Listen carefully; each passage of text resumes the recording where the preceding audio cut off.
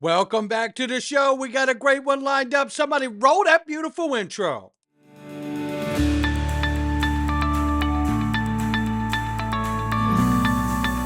Digital Perspectives with Brad Kimes. Come on in.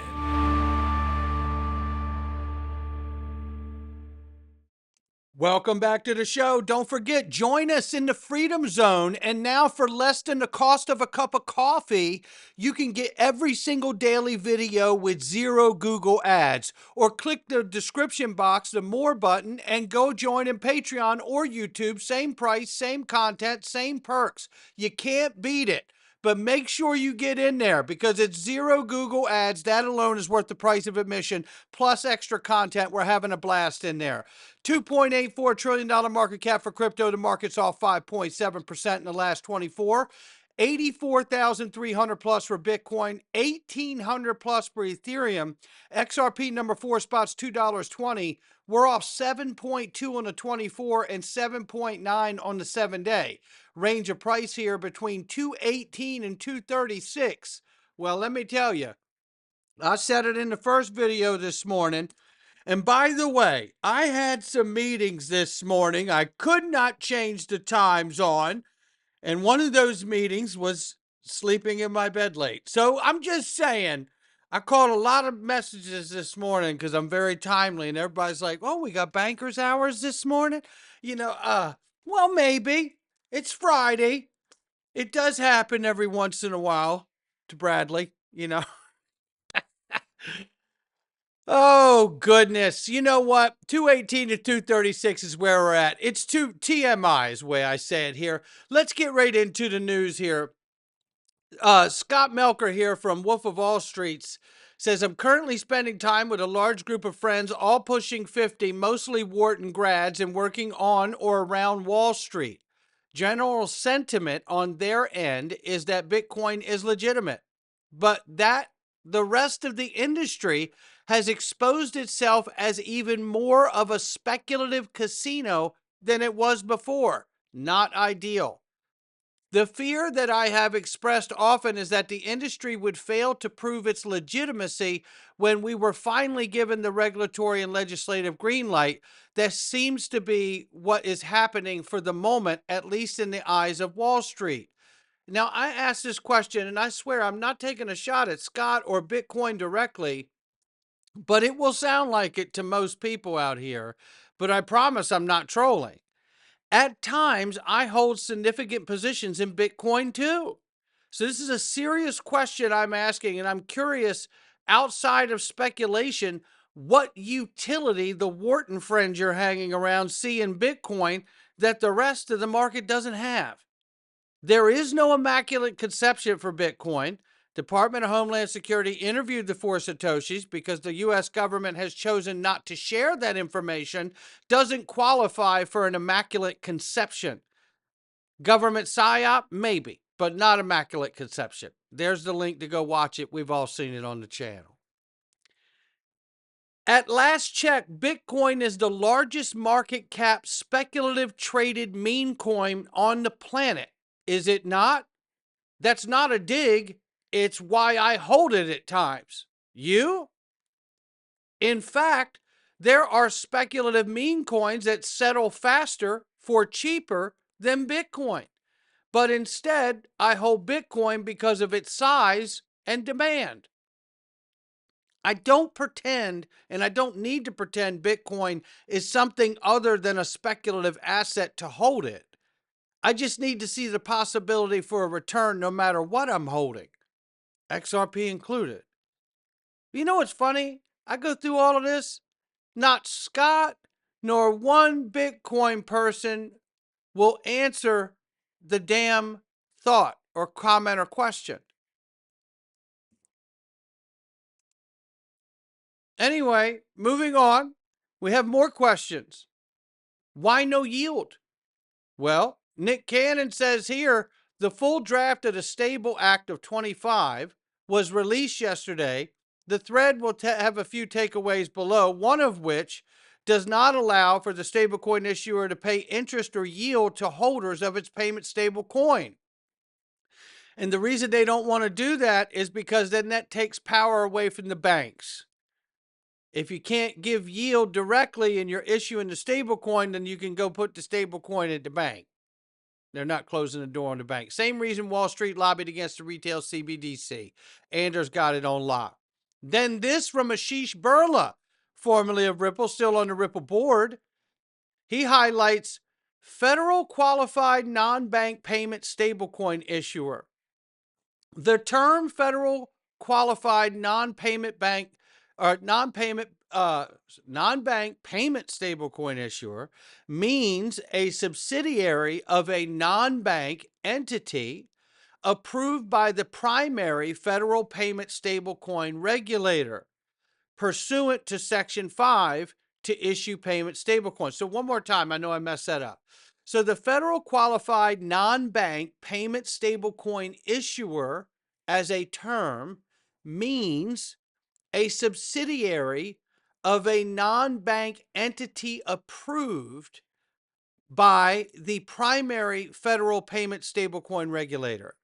Okay, so that's what that means. Now, Ashish Birla comes in and says, no way Tether becomes a federal qualified non-bank payment stablecoin issuer, right? There will be a massive second order impacts of that, but in the long term, the right direction. I'm asking the question, what is the likelihood that Tether becomes a federal qualified non-bank payment stablecoin issuer? Because they're issuing a stablecoin today.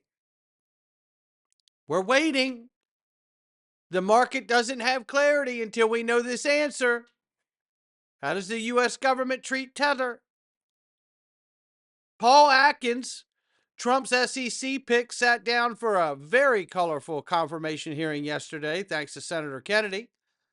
Says crypto regulation will be his top focus, aiming for clear rules to reduce confusion and support market innovation. It is welcomed. And remember this, I don't remember this. I don't actually think I saw this. New Market founder recommends issuing bit bonds and buying $200 billion worth of Bitcoin with these bit bonds. Well, this is interesting because I did not know about this gentleman saying this. And I came up with the same notion based off of conversations we've had and a few other people that have suggested this as well. How will the U.S. government acquire the crypto assets like Bitcoin and XRP without costing the taxpayer money? Will the U.S. Treasury issue digital asset bonds for buying Bitcoin and XRP as well as other assets? This would create a great demand to buy the digital asset Bitcoin XRP bonds, forcing the asset to be bought up and placed with a qualified custodian. That demand for ETFs and bonds alike will create an upward pressure on price and the market demand. And then when you get the legislative clarity that allows the entire financial system of the world to use XRP freely every day for utility and payments, well, now you're talking about the flywheel effect really kicking in at a real rate. That is what we're here for. But will we get those crypto bonds? We'll have to watch and find out because we know we're in line to get a bunch of ETFs. XRP spot ETF. We're waiting for when BlackRock, when we're going to see it. And then in the interim, Gemini, who has taken large amount of shots at us over the years for being XRP holders, they personally don't like us, but now they want your business. Gemini launched a new XRP credit card rewards. That's right. They think all of us are trolls and a bunch of idiots. Their words, not mine. That's what they think of us, but now they want your money too. I think I'll wait for somebody in our camp to do it. Meanwhile, keep this in mind as we move forward getting the legislative clarity for these assets with utility to have their day to shine. Because up until now, it has been an afforded luxury for all of the Bitcoin maxis and other maxis out here to take shots at all of us holding utility tokens. Well, guess what? Your time is about to run out, because when we get legislative clarity, nothing will be holding back the financial system from using these digital assets with utility to make their business run more efficiently and seamlessly. And when they realize that utility, it is going to be an exponential change in the market and conditions. I do believe this. And I believe the creators of these tokens understand it as well as anyone, which is why they have made XRP divisible by 1 million Ripple drops, or conversely XDC by 1 quintillion parts, or XLM in 1 quintillion parts, because they understand that these assets need to be over time at a very high price. That's why they're so divisible by so many small parts, millions and quintillions. More evidence that the traditional economy and markets are ready to get in and use this technology. Here it is. Google and Hedera announced Google Cloud Universal Ledger built using HBAR. It's happening. First project to go live on the Google dedicated private Hedera subnet to be a multi-billion-dollar asset tokenization deal with the CME Group. Yeah, that's where our fancy little coins are going. I think Cristian Carlos said it best, and I can't wait to get him on stage at XRP Las Vegas 25 to see what he says this year. Intangible goods like cryptocurrencies, how can we get over this hurdle? Because there's a lot of talk of how do you adopt it into a tangible good, right? How do we avoid instances of fraud? It's happening very rapidly. I think we're going to look back this time next year, and we're going to see 2025 as the year where traditional finance moved into digital assets and blockchain in a very big way.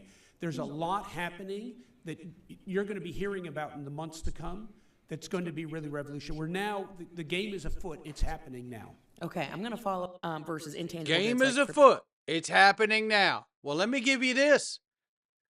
BRICS has still got their new cross-border payment system, and they may have stalled on the gold-backed currency for the moment, but they still got that financial infrastructure. It's built.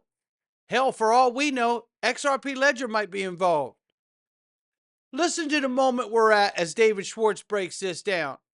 Look, we've heard him talk about this before, the bottom-up grassroots and then the top-down. I do believe that this is the moment that we get top-down adoption. And that's where mass adoption comes from. Take a listen to David. Be on stage at XRP Las Vegas. Get your ticket. We really are on the cusp of a mass institutional adoption, both of DeFi and of other blockchain technologies. I think this is also like one of the key obstacles to mass retail adoption. A lot of people in the space previously thought that retail adoption was like the big wave. But I think institutional adoption is a precursor. You have to connect to where people are. You have to go to where the value is. You can't build a new financial system from zero, ignoring the existing financial system where everybody's money is, where all the value is, where the real world is, trillions of dollars in value. You can't just say, oh, forget about all that. Let's just build something new over here. That's exactly right, which is why I always keep playing you this clip from 2017. 2017. Listen to the progress that's been done to bring that traditional economy and all the world's money to the new system. And around everything we're doing. That effect, right? That constantly exactly. goes. I mean, ultimately, as you know, Ripple is really focused on how do we enable an internet of value? How do we make value move the way information moves today? And that's our big kind of multi-year, 10-year view of how the world will evolve. And it's really how do we dial that back and to make it tactical and real today and tomorrow. And I think if you want to enable an internet of value, you've got to connect to the repositories of value. Right. And the repositories of value, as big as the Bitcoin value proposition is today, the banks own trillions and trillions and trillions of dollars of assets. So if we want to enable an internet of value, we've got to connect the banks and payment service providers and MSBs. And we're excited to have made a bunch of progress on that. No doubt about it, which brings me right back to this again. To where people are. You have to go to where the value is. You can't build a new financial system from zero, ignoring the existing financial system where everybody's money is, where all the value is, where the real world is, trillions of dollars in value. You can't just say, oh, forget about all that. Let's just build something new over here. That's exactly right. And that aligns. The mission hasn't changed. They may have changed some things to accommodate for the space and the current conditions against crypto and all of that at the time. They've pivoted where they've needed to, find out what products serve the market the best, stay within transparency and compliance, and stay within the regulators. All of this, but the goal is the same. We're about to see top-down adoption. That's what I believe. And I want you to listen right here to the modern investor lay this down. Since we got this new SEC, we've seen a lot of applications for cryptocurrency ETFs being filed. Do you know what currently has the most filings for it? Which coin? Which coin do you think has the most ETF filings for it right now? It's XRP. XRP currently has 17, not 2, not 6, not 11. 11, even 3 would be bonkers. XRP currently has 17 different filings for different ETFs. They are the Bitwise XRP ETF, one from Grayscale, from 21 Shares Core, from Canary Capital, from Wisdom Tree, CoinShares XRP ETF, Invesco XRP, Van Eck XRP ETF, Fidelity, ARK Invest, Galaxy Digital, ProShares XRP, Hashdex, I have chills, Hashdex XRP, and then there's 3 from Volatility Shares XRP ETF, Volatility Shares 2X XRP ETF, Dopia, Volatility Shares 1X XRP ETF, Inverso, and another one from Franklin Templeton for an XRP ETF. If you don't understand that XRP is going to $100 per coin, I almost feel sorry for you. I'm going to leave it right there. Happy Friday. I'll catch all of you on the next one. Not financial advice from me or anyone else.